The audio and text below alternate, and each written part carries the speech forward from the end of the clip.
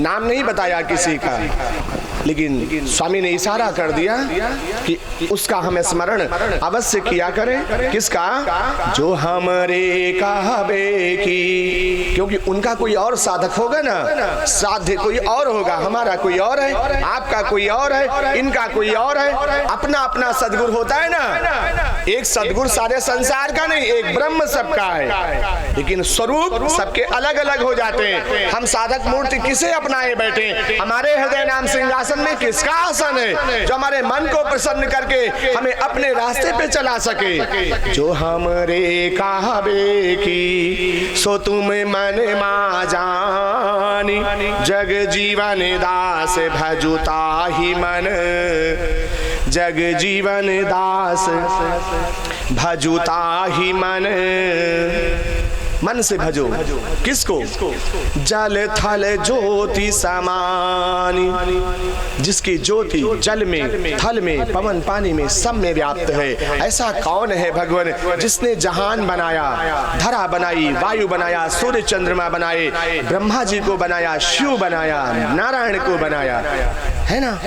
ऐसा कौन है? समाज लगाओ, पता चलेगा एक दिन। स्वामी कह रहे जग जीवन दास भजुता ही मन, जल थल ज्योति समान, सत्य गुरु जग जीवन साहेब की जय। जल थल माँ है, जल थल माँ है, जही कहे ज्योति।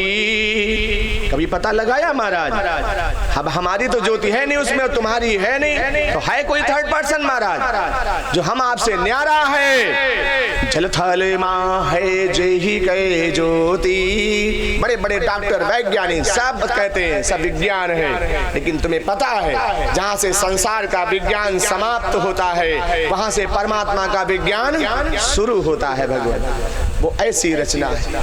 एक दिन उन्हें भी अपने फाइल पे लिख के भेजना पड़ता है, डेड। आईसीयू ले गए, वेंटिलेटर ले गए, उसके ऊपर अभी कुछ बना नहीं पाए, है ना? तो और करेंगे क्या महाराज? आखिर में भेजना पड़ता है, अब नहीं हमारी बस है, ये चला गया। तो उसके ऊपर कोई है, स्वामी कह रहे उसकी पता लगाओ।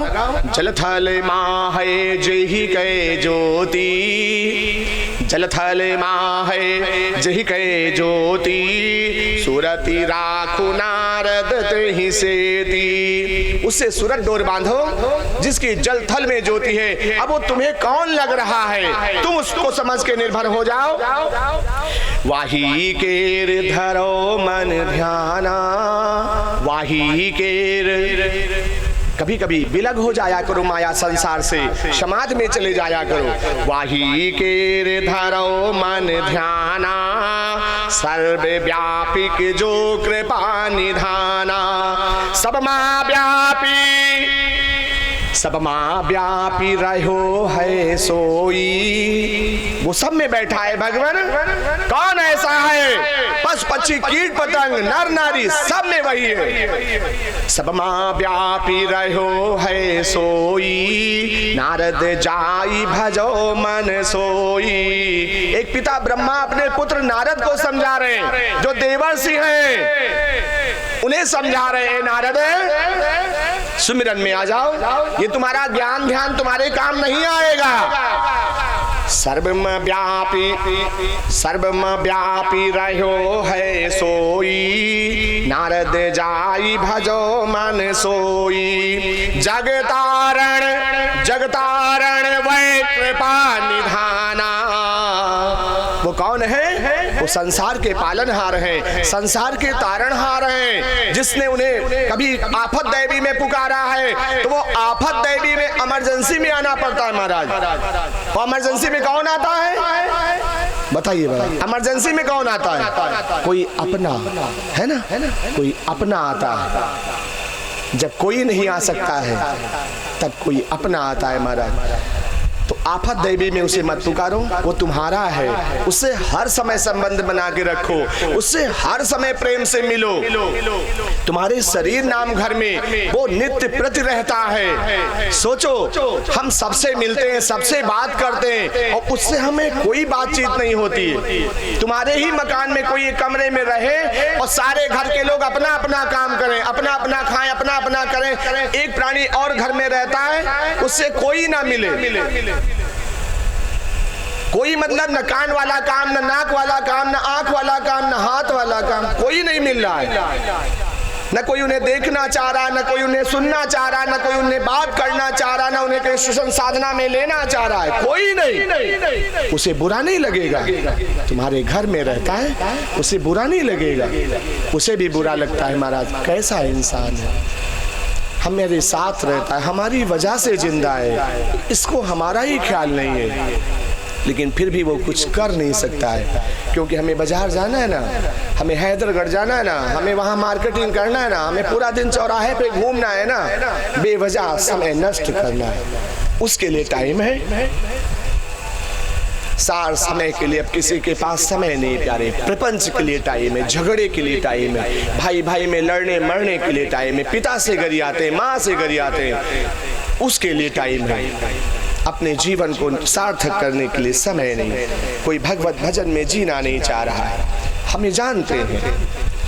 अब धीरे धीरे कथाएं कहना भी वृथा है महाराज, हम भी सन्यास की ओर बढ़ रहे हैं। बस पता नहीं नारायण कब दिमाग फेर दे महाराज, बस उस मौला के ऊपर निर्भर करता है। जिस दिन उसने दिमाग फेर दिया ना, जबान ऐसे बंद महाराज, फिर कोई बुलाने वाला पैदा नहीं इस धरा पे जो इससे जबान खुलवा दे महाराज। किसी को संकल्प दिया है हमने, बस केवल वही एकमात्र कारण है, अन्यथा हम भी जानते हैं अब कोई सुधरने वाला नहीं है। हम चाहे जितनी कथा सुनाएं, सार्वभौमिक कथा, लेकिन कोई पकड़ने वाला नहीं होगा, कोई तो निकलेगा, ये ईश्वर ने कहा है। बस उसी आशा में लगे रहते हैं कि पूरे ब्रह्मांड में, पूरी कथा सार में, साप्ताहिक अनुष्ठान में कोई एक तो निकलेगा ना जो पकड़ के चलेगा, बस वही फल होगा, वही हमारा सिद्धांत का धर्म होगा, कोई तो निकलेगा ही। स्वामी कह रहे हैं भगवान, अन्यथा अब ये कथाएं किसी को अच्छी नहीं लगती। अब कथाओं में भी नाच गाना है ना, बस राधे राधे है ना, बस सब नाचे गावे उतंग हो जाओ, कथाओं से कोई मतलब। राधा कौन है ये जानने की किसी को जरूरत नहीं। जिसके लिए सांवरिया बावरा हो गया, जिसके लिए स्वयं श्री नारायण छलिया बन गए, नाचने लगे, जिसके नाम के पीछे घूमा करते थे, उसे समझने की जरूरत है, उसे समझने की जरूरत है। नाम की मूर्ति नहीं है भगवान। राधा कौन है? जिसके साथ वामांग धारण किया, विवाह किया। लोग रुक्मिणी कृष्ण की गर्जना नहीं करते, लोग रुक्मिणी कृष्ण की जयकारा नहीं देते, बोलते बोलो राधे कृष्ण की। कृष्ण का नाम बाद में, राधे का पहले। वो अनन्य भक्ता आह्लादनी भक्ति है प्यारे, देवी लक्ष्मी का अवतार है रुक्मिणी, लेकिन राधा आह्लादनी भक्ति का अवतार है। और भक्ति के बस भगवान रहते हैं सदा, लक्ष्मी के बस भगवान नहीं है। लक्ष्मी को दुत्कार करके नारायण ने भक्तों की रक्षा किया है। लक्ष्मी ने एक दो बार मना किया, प्रभु आपको नहीं जाना चाहिए, उन्होंने कहा नहीं देवी, हमारा धर्म है, हमें जाना होगा। उन्हें अस्वीकार किया, लेकिन स्वामी कह रहे वो परा आह्लादनी भक्ति की स्वरूपा है, जिससे मन प्रमुदित हो उठता है, जो हमारे आप सभी के अंदर। हम पत्नी पालते हैं, हम पति पालते हैं, हम पुत्र पालते हैं, हम परिवार पालते हैं, लेकिन इसी हमारे शरीर के अंदर एक सुंदर सी कन्या है जन्म ली, जिसे हम नहीं पाल पा रहे, जिसका नाम है भक्ति। सबके हृदय में उपस्थित है, और उसे त्रिकुटी पे लाके ईश्वर हंसा ब्रह्म के साथ वरण कराना है, मिलन करा देना है। बस यही मानव जीवन का सिद्धांत है। पूरे जीवन में तुम्हें इतना चढ़ना होगा कि एक दिन तुम्हारी अंदर जो आह्लादनी भक्ति जन्मित है, तुम्हारे अंदर अपनी जो एक कन्या है, उसे भी हम सुहागन बना दें। नहीं हो पाता है, ये माया विषय विकार हमें नष्ट कर देते हैं, जहर बन के बैठे रहते हैं और उस कन्या को नष्ट कर देते हैं। माया से हम वरण कर लेते हैं और कन्या की हत्या कर देते हैं, जिस कारण से आज मानो सिद्धांतिक नहीं हो पा रहा है, भगत नहीं हो पा रहा है। यही जन्म है, यही संसार है प्यारे। स्वामी कह रहे हैं जगतारण वे कृपा निधाना। कौन नहीं जानता है भगवान सब करने वाला है? कौन नहीं जानता है कि हम अपराध करेंगे तो हमें मिटा देगा? कौन नहीं जानता है? सब जानते हैं, लेकिन फिर भी माया में फिसलन है ना प्यारे, माया में काई होती है। जब काई में चढ़ोगे ना तो खड़े होने के बारे में मत सोचो, बस स्लिप होते जाओगे। कब खड़े हो पता नहीं महाराज, जब एकदम नीचे जाने के बाद खड़े हो पाओगे तब तक समय खत्म हो चुका होगा। यही तो सार है। जब मरने का समय आता है ना तो सामने यमराज दिखते हैं, तब दर्द होता है, हमने क्या किया? जहां की तैयारी करना चाहिए था वो किया ही नहीं, जो नहीं करना चाहिए था वो उसी में लगे रहे पूरा जीवन। हम सोचते थे हमारी माया काम आएगी, परिवार काम आएगा, कोई काम नहीं आ रहा। हंसा जब जब उड़ा अकेला उड़ा। स्वामी कह रहे हैं जगतारण वै कृपा निधाना, मुनिजन संत धरे मन ध्याना, तिन्हीं का ध्यान धरो मन माही।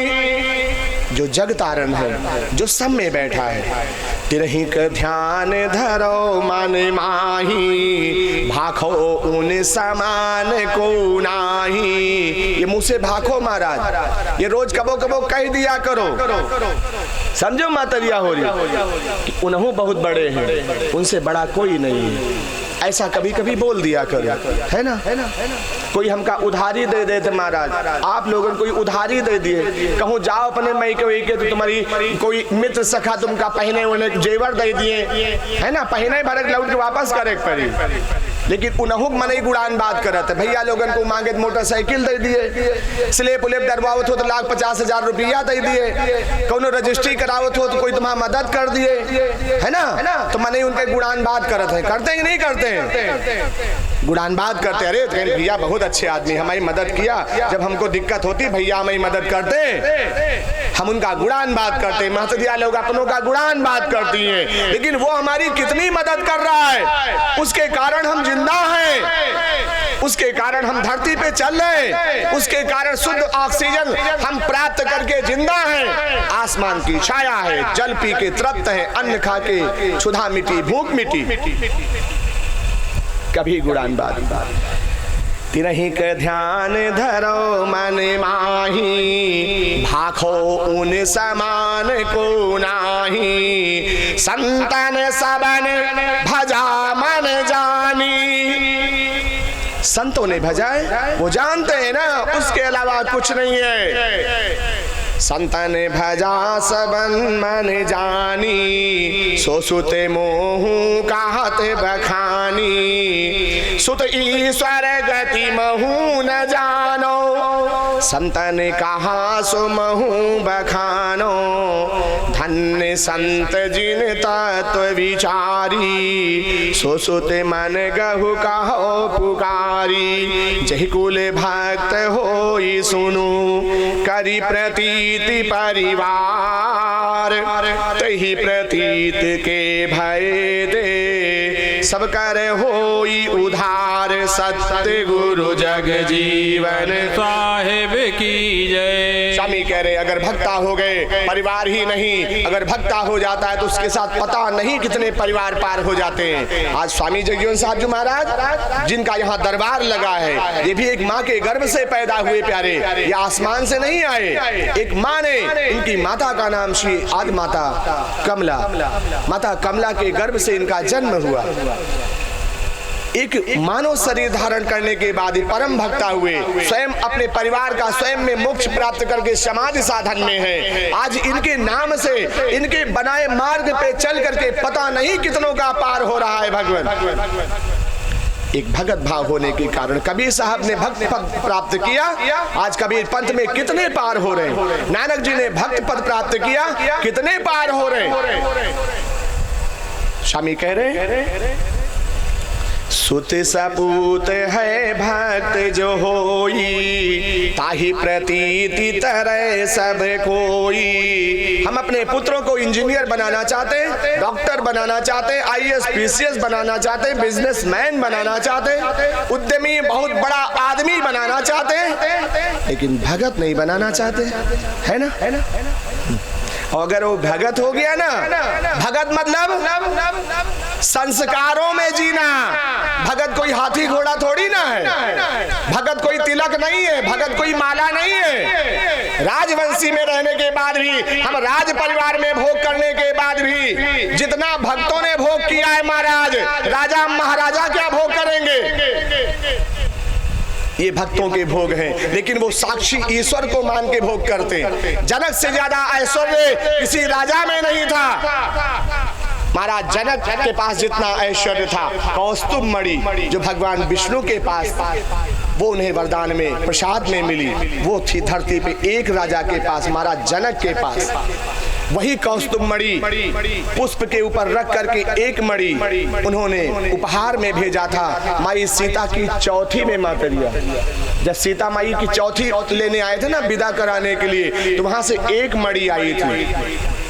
महाराज दशरथ उसे समझ नहीं पाए, वो समझ नहीं पाए उसे, उन्होंने उसका उपहास कर दिया। उन्होंने कहा ये क्या है, एक मणि लेके आए, ये चक्रवर्ती सम्राट महाराज दशरथ का साम्राज्य है, एक मणि लाने में तुम्हें शर्म नहीं आई? उनके मंत्रियों से ऐसा बोल दिया गया,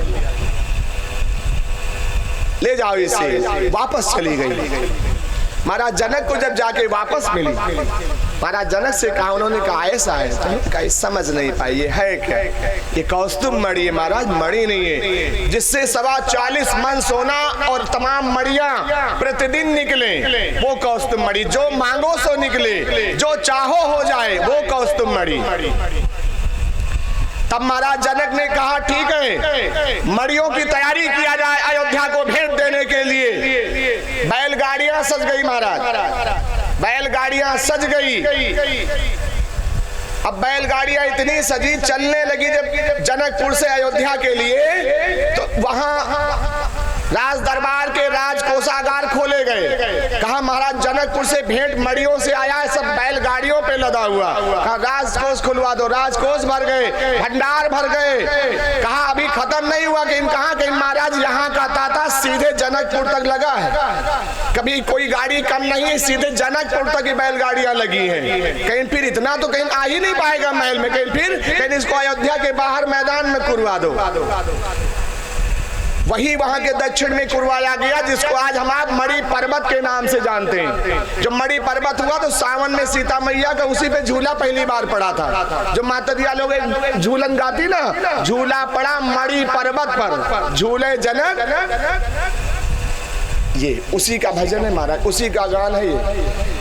वास्तविक मणियों का कभी अंबार हो गया था। इतनी भेंट आई थी जनकपुर से। ऐसे थे राजा, लेकिन धर्मनिष्ठ थे, कुकर्मी नहीं थे, पापाचारी नहीं थे, भ्रष्टी नहीं थे, सिद्धांत पे जीते थे। स्वामी ने कहा भक्तन की संगति जो करई, अवगुण कोटि कटे फिरी तरई, बिना भेद संगति का कीन्हे, संगति राहे जो संतन चीन्हे, नारद असमन भेद विचारा, ते संगति करी उतरे पारा, साधु की संगति की हेते, कबहु न होत अचेत, जग जीवन दास नारद सुनो, अधिक होत है हेत, सत्य गुरु जग जीवन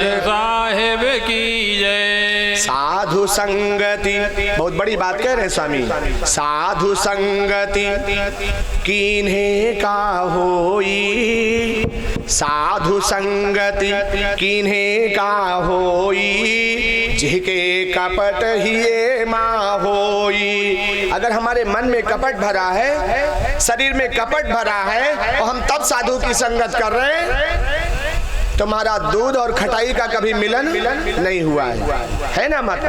कभी दूध और खटाई का मिलन नहीं हुआ है। दूध में जरा से भी खटाई छू जाए तो उसका अस्तित्व बिगड़ जाता है। दूध नहीं बिगड़ता, अस्तित्व बिगड़ जाता है महाराज।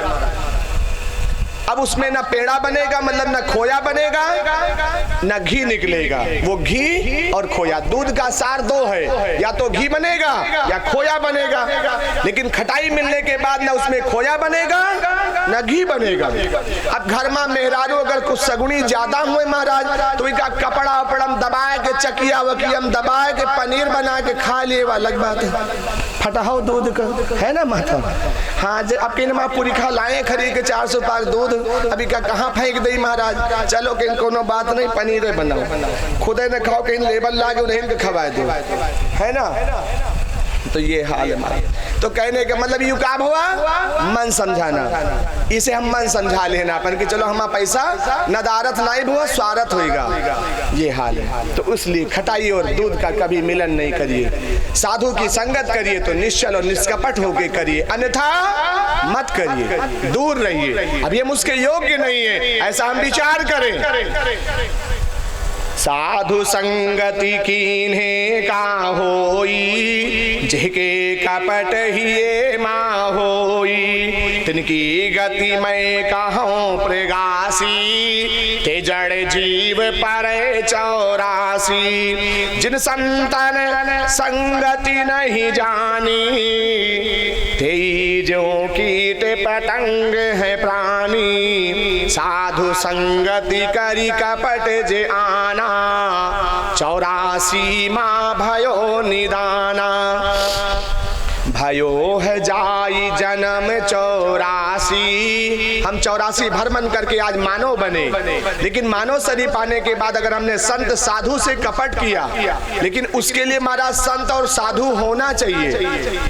कपड़ा वाले साधु ना हो, तिलक माला वाले साधु ना हो, कोई बाजार कैसा हाथी, जैसे बाजार में जाके ले हाथी रंगा जात महाराज।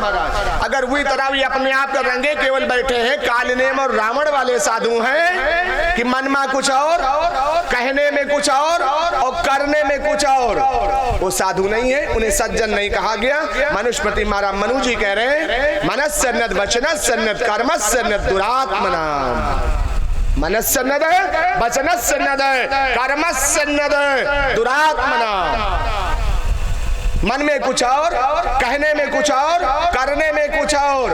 यह दुष्टन के लक्षण महाराज। दुरात्मना मतलब दुष्टों के लक्षण हैं। और मनस एकम, वचनस एकम, कर्मस एकम, सज्जनानाम। ये सज्जनों के लक्षण है। जो मन में है वही कहने में है और वही उनके करने में है। ये सज्जनों के लक्षण है। अगर आपको पहचानना है कभी तो थोड़े दिन उनकी संगत करिए, बस पता चल जाएगा। इसीलिए कहा गया गुरु करे जान के, है ना, बिना जाने परखे गुरु नहीं करना चाहिए, क्योंकि वो जीवन पर्यंत के लिए, कुल परिवार को तारने के लिए, है ना। बाद में पता चला गड़बड़ हो गया, अब फिर हमारा ध्यान लग नहीं पाएगा, कंसंट्रेशन हमारा बन नहीं पाएगा, एकाग्रता हमारी भंग हो गई। अब एकाग्रता भंग हो गई, गुरु जी से मन मिल नहीं पा रहा है, तो वहां पे अपराध हो जाएंगे। इसलिए पहले जान करके कार्य किए जाए। स्वामी कह रहे हैं कि साधु संगति करी कपट जे आना, 84 माँ भयो निदाना। भयो है जाई जन्म 84, फिर परे ताही की फांसी। ते नारद 84 परी है। बहुत बड़ी बात कर रहे स्वामी। भगवान ब्रह्मा अपने पुत्र नारद को समझा रहे हैं, हे नारद, तुम अपनी आदत साधुओं के पास मत रखना। ये जो तुम्हारा चंचल मन रहता है, उनके पास साधना में जाना। ये ते नारद 84 परी है, साधु संगति करी कपट जे करी है। साधु ते कपट करे जो कोई। अगर उनके पास हम जाते हैं लेकिन कपट में रहते हैं, चोरी करते हैं, अपराध करते हैं, उनसे बताते भी नहीं है, हम उनसे भेद ही नहीं। स्वामी कह रहे कपट किए भेद चुराए बैठे। साधु ते कपट करे जो कोई, सो अति दुखी दरिद्री होई। ये तुम्हारे दो फल मिलेंगे कपट के कारण। क्या होगा? सो अति दुखी दरिद्री होई। दुखी नहीं होगा महाराज, अति दुखी, अति दुखी होगा महाराज। अति दुखी का मतलब कि एक दुख तुम्हारा खत्म नहीं होगा, बस दूसरा प्रवेश कर जाएगा। तुम दुख से कभी दूर ही नहीं रहोगे, अति हो जाएगी महाराज दुख की तुम्हारे ऊपर, ऐसा भाव होगा। साधु ते कपट करे जो कोई, सो अति दुखी दरिद्री होई। सो प्राणी सुख कबो न पावे, वृथा आप ना जन्म गमावे। जो संतन ते सरबर करी है, जन्म जन्म सो दुख मां परी है। तिनकर दुख नहीं काटे कोई, तिनकर दुख नहीं काटे कोई।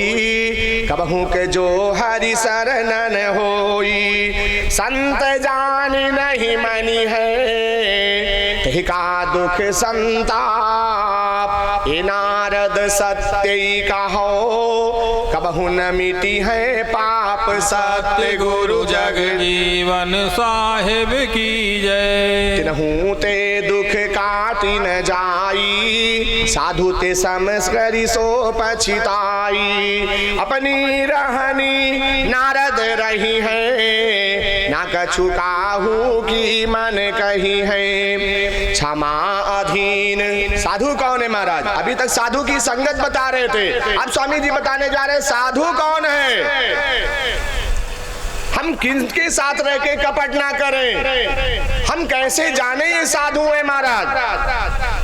क्योंकि बाजार में तो बहुत भांत के साधु मिल रहे हैं ना। कोई कपड़ा वाला साधु है, केवल भिक्षा के लिए साधु है, कोई पेट पालने के लिए साधु है। ऐसा संसार कलिकाल हो गया। वस्त्र अन्न जो हरा रघुवीरा, मूड मुड़ाए तब भये फकीरा। ऐसे ऐसे साधु हैं महाराज। जब खाने की व्यवस्था ना रह जाए, घर में काम करने की आदत खत्म हो गई, आलस से शरीर हो गया, तब वो मठ मंदिर पे जाना चाहते हैं, साधु बन के विचरण करना चाहते हैं। ऐसा उनका संस्कार है। तो स्वामी कह रहे साधु कौन है? जिहके मन सुनु जैसे आई, तिहके